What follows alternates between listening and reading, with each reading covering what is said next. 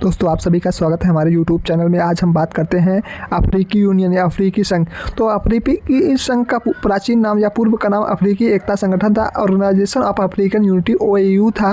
द्वितीय विश्व युद्ध की समाप्ति के बाद अफ्रीका महादेश के लोगों में एक सामूहिक इच्छा थी, यह थी कि उपनिवेशवाद के उन्मूलन के लिए इन लोगों का एक साझा मंच होना चाहिए। जो अफ्रीकी लोग हैं, अफ्रीकी जो देश हैं, उनका कहीं न कहीं एक ऐसा प्लेटफार्म हो जिससे वो एलिमिनेशन ऑफ कॉलोनिज्म, उपनिवेशवाद को समाप्त कर सकें। और इस उद्देश्य की पूर्ति के लिए उन्होंने जो है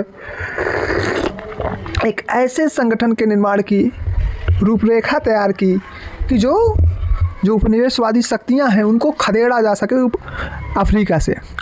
हम लोग जानते हैं उपनिवेशवाद का अर्थ है मीनिंग ऑफ कॉलोनिज्म।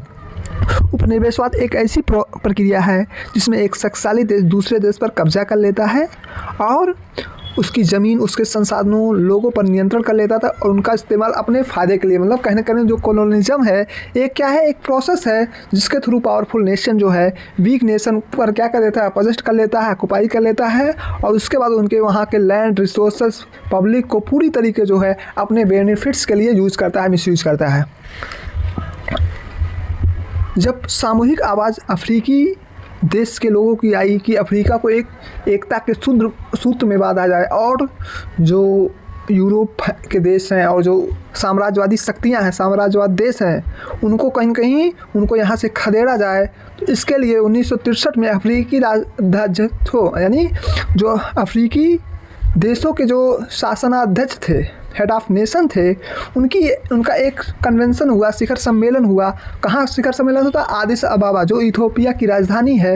यहाँ पर एक सम्मेलन होता है और इस सम्मेलन को लीड कौन करता है? तत्कालीन राष्ट्रपति, जो घाना के राष्ट्रपति थे, क्वामे नक्रुमा ने जो है कहीं कहीं इस शिखर सम्मेलन को लीड किया और संयुक्त राज्य अफ्रीका की स्थापना का प्रस्ताव दिया। किसका प्रस्ताव दिया? यूनाइटेड स्टेट ऑफ अफ्रीका, मतलब एक संगठित मजबूत संयुक्त राज्य अफ्रीका का निर्माण का प्रस्ताव दिया। और इनका एक प्रसिद्ध स्टेटमेंट है, मैं अफ्रीकी नहीं हूँ क्योंकि मैं अफ्रीका में पैदा हुआ था, बल्कि अफ्रीका मुझ में पैदा हुआ था। ये कहने का मतलब कहीं न कहीं भावनात्मक जुड़ाव से अफ्रीका जो कहीं न कहीं विभक्त था, तो साइकोलॉजिकली उसको यूनाइट करने का काम जो है क्वामे नक्रुमा ने किया। इस संदर्भ में ये स्टेटमेंट है। इस उद्देश्य की प्राप्ति का जो प्रस्ताव रखा गया उसको कई देशों ने जो है, अफ्रीकी देशों ने इसको अस्वीकार कर दिया, लेकिन अधिकांश अफ्रीकी देशों के जो नेता थे, क्योंकि वो अपनी जो देश की संप्रभुता है उसको त्यागने के तैयार नहीं थे, लेकिन फिर भी आफ्टर ऑल एटलीस्ट क्या हुआ कि 25 मई 1963 को अफ्रीकी एकता के लिए चार्टर को स्वीकार किया। जो चार्टर था, घोषणापत्र था अफ्रीकी यूनिटी का, अफ्रीकी एकता का, उसको ग्रहण कर लिया गया, स्वीकार कर लिया गया।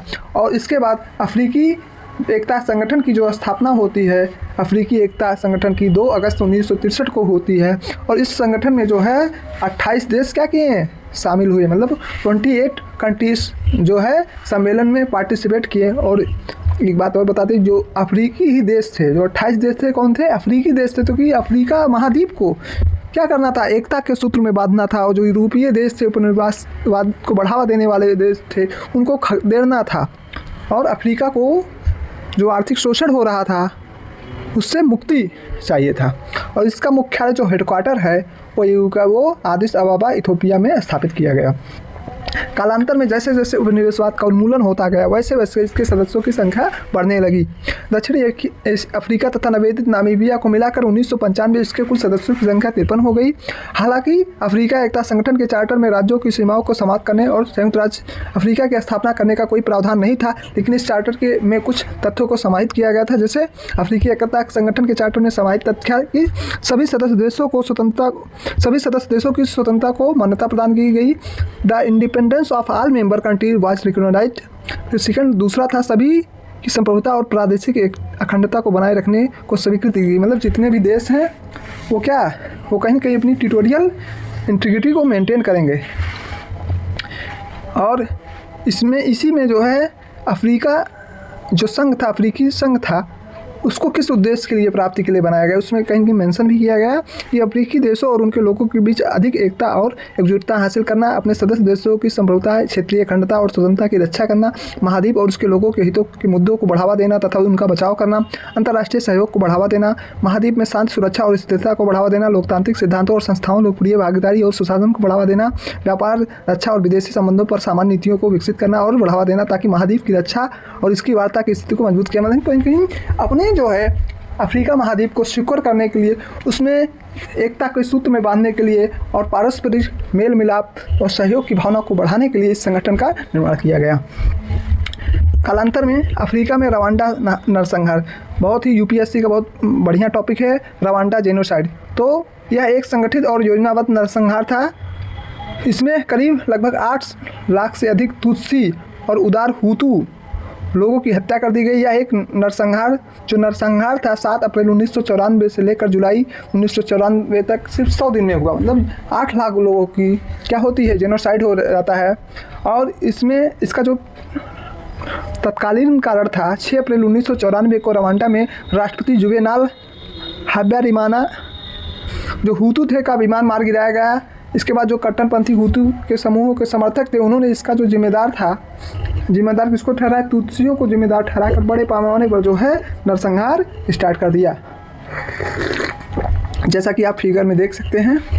ठीक है। और इसमें कहीं कहीं रवांडा और युगांडा को आप देखेंगे कि ये जो नरसंहार था, यहाँ पर जो है जेनोसाइड यानी कहीं कहीं नस्ल के आधार से जो ये हत्याएं हुई थी, कहीं कहीं इस संस्कृति को लेकर हत्या हुई थी और कहीं कहीं इसको रोकने में संयुक्त राष्ट्र संघ भी विफल रहा। इसलिए संयुक्त राष्ट्र संघ को भी क्रिटिसाइज़ किया जाता है कि इंटरनेशनल पीस, सिक्योरिटी और ह्यूमैनिटी को प्रोटेक्ट करने के लिए कहीं कहीं जो संगठन बना था संयुक्त राष्ट्र संघ, उसने कहीं कहीं रवांडा और युगांडा जो जेनोसाइड था उसको प्रिवेंट करने में या कंट्रोल करने में पूरी तरीके अनसक्सेसफुल रहा। इसलिए उसकी आलोचना की जाती है संयुक्त राष्ट्र संघ की।